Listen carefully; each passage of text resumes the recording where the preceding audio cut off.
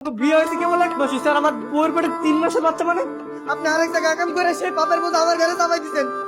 বলছি বাসায় চল, আমি তোমাকে সব খুলে বলবো। না, আমি বাসায় যাবো না। আগে আপনি কোন এই বাচ্চার বাপ পেরা কোন?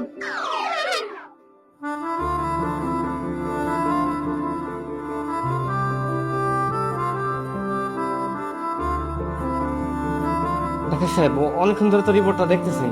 আমার বউর কি হয়েছে একটু বল না। আমার বউরে কিন্তু আমি অনেক ভালোবাসি, কিছু হয়ে গেলে কিন্তু আমার মাথাটা তো আবার ঠিক থাকবো না। ডাক্তার সাহেব, কংগ্রাচুলেশন মঙ্গল সাহেব, মিষ্টি নিয়ে আসেন, আপনি তো বাবা হতে চলেছে। কি বুঝতেছেন ডাক্তার সাহেব? তুমি আমার বউয়ের বাচ্চা হইব, আমি বাবু মু, হ্যাঁ? আর আমার বউ মা হইব, তাই না? জি জি, শুক্রিয়া আদায় করেন, আলহামদুলিল্লাহ বলেন। আলহামদুলিল্লাহ। ডাক্তার সাহেব, বলছি বাচ্চার বয়স কতদিন? রিপোর্টে তো দেখাচ্ছে 14 সপ্তাহ, এই 3.5 মাসের কাছাকাছি। ডাক্তার সাহেব, আপনি এগুলো কি করতেছেন? বিয়ে হয়েছে কেবল 1 মাস হয়েছে, আর আমার বউয়ের পেটে 3 মাসের বাচ্চা। মানে ডাক্তার সাহেব, আপনি রিপোর্ট দেখেন, রিপোর্টে মনে ভুল আছে নাকি স্যার? না না, আমার রিপোর্টে তো কোনো ভুল নেই। আপনারা কি সত্যি 1 মাস আগে বিয়ে করেছেন? সে বিয়ে করছি, মানে এখনো 2 দিন বাকি আছে 1 মাস হইতে। কিন্তু আমার বউয়ের পেটে 3 মাসের বাচ্চা, আমি কিছু বুঝতেছি না। না, আমি বলতে চাচ্ছি যে আপনারা কি বিয়ের আগে পরিচিত ছিলেন? আই মিন ফিজিক্যালি অ্যাটাচ কিছু? না না ডাক্তার সাহেব, কি করতেছেন? আমি তো বিয়ের আগে ছিলাম গ্রামে, আর আমার বউ তো ছিল এই যে শহরে। কোনোভাবে সম্ভব না। তাহলে আপনি আপনার স্ত্রীকে জিজ্ঞেস করুন, তিনি ভালো বলতে পারবে যে এই সন্তানের বাবা কে। হেই, চুপ করেছেন কেন? কথা বললে কেন?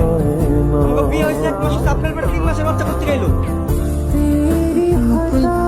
বাসায় চলো। হ্যাঁ, বাসায় চলো মানে? তার মানে আপনি আমার লোকে প্রতারণা করছেন, আমার ধোকা দিচ্ছেন। আপনি আরেক জায়গায় কাম করে সেই পাপের বোঝা আমার ঘরে চাপাই দিচ্ছেন। বলছি বাসায় চলো, আমি তোমাকে সব খুলে বলবো। না, আমি বাসায় যাবো না। আগে আপনি কোন এই বাচ্চার বাপ পেরা কোন?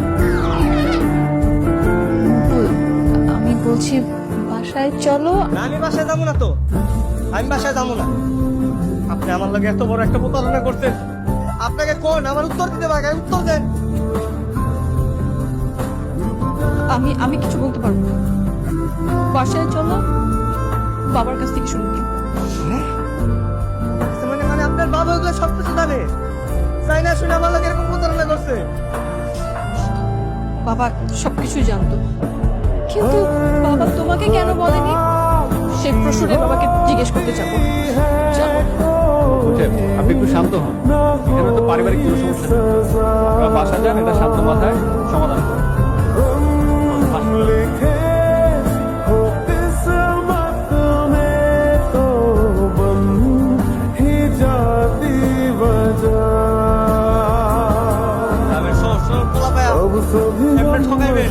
এরকম পরিকল্পনা করবেন, আমি তো কল্পনা করি নাই মামা।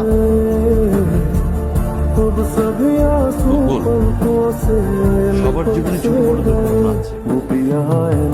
কেউ কেউ জীবনকে সাজাতে নিজেকে আমল পরিবর্তন করে ফেলে।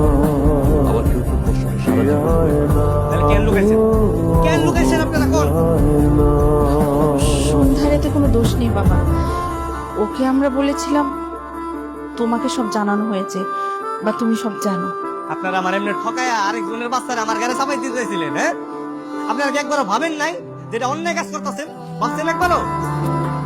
আপনাকে না এত টাকা কিছু তো করতে পারলেন না।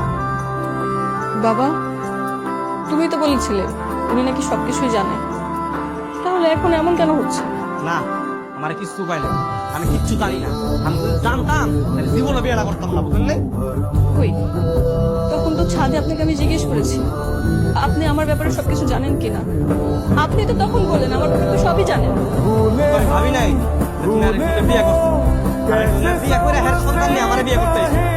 বকুল, বাবা তুমি ভুল বুঝতেছো। সন্ধ্যার আগে বিয়ে হয় না। এটা ছিল দুর্ঘটনা। সেদিন গাড়ি বৃষ্টি ছিল বলে রিক্সা করে বাড়ি যাচ্ছিল। পথ কিছু গ্রামের লোকজন করে।